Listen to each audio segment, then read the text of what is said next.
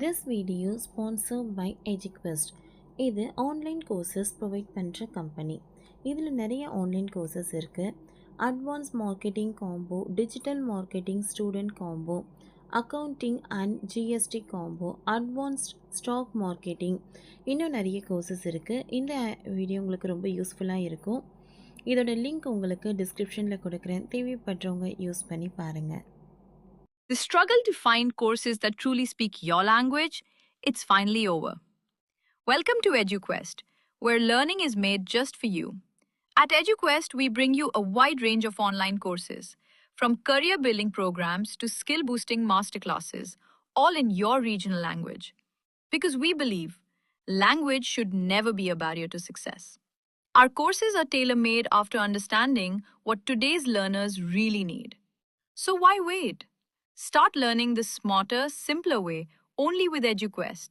Visit eduquest.courses and explore your next course today. And hey, don't miss out on our exciting offers and promotions. தீவிரவாதிகளை இந்தியாவுக்கு நாடு கடத்த ready. அந்தர்பல்டி அடித்த பாகிஸ்தான். பல சர்வதேச தீவிரவாதிகள் பாகிஸ்தானில் இருக்கும் நிலையில் அவர்களை நாடு கடத்த இந்தியா தீவிரமாக முயல்கின்றன.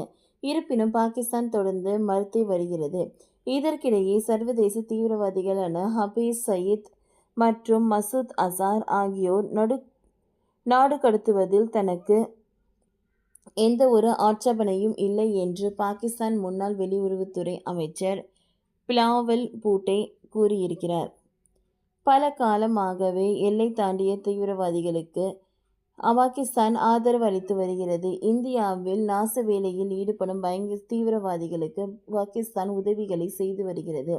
மும்பை தாக்குதல் உள்ளிட்ட தீவிரமாக தாக்குதலுக்கு மூளையாக செயல்பட்ட பல தீவிரவாதிகள் பாகிஸ்தானில்தான் இருக்கிறார்கள். அவர்களை நாடு கடத்த இந்தியா தீவிரமாக முயன்று வருகிறது. இருப்பினும் பாகிஸ்தான் அதற்கு முட்டுக்கட்டை போட்டே வருகிறது.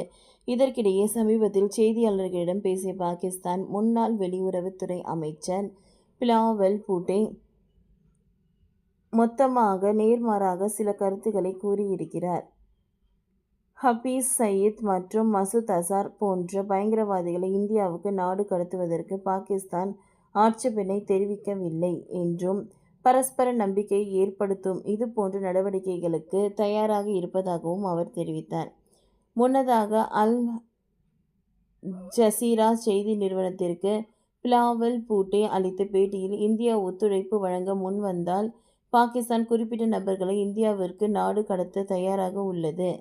லஷ்கர்-இ-தொய்பா தலைவர் ஹபீஸ் சயீத் மற்றும் ஜெய்ஷ்-இ-முகமது தலைவர் மசூத் அசார் ஆகியோரை இந்தியாவிற்கு நல்லெண்ண அடிப்படையில் நாடு கடத்த பாகிஸ்தான் தயாராக இருக்கிறது. விரிவான பேச்சுவார்த்தை நடத்தினால் நிச்சயம் இதெல்லாம் நடக்கும். இது போன்ற நடவடிக்கைகள் பாகிஸ்தான் நிச்சயம் எதிர்க்காது என்றார்.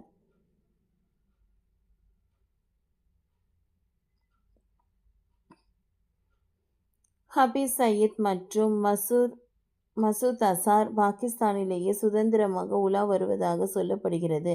இது குறித்து கேட்டபோது லஷ்கர்-இ-தொய்பா தலைவர் ஹபீஸ் சயீத் சிறையில் அடைக்கப்பட்டுள்ளதாகவும் மசூத் அசார் ஆப்கானிஸ்தானில் இருப்பதாகவும் பூட்டோ தெரிவித்தார். ஓகே ஃப்ரெண்ட்ஸ், இந்த வீடியோ உங்களுக்கு யூஸ்ஃபுல்லாக இருந்ததுன்னா லைக் பண்ணுங்கள், ஷேர் பண்ணுங்கள், சப்ஸ்கிரைப் பண்ணுங்கள், பெல் பட்டனை கிளிக் பண்ணுங்கள். தேங்க்யூ.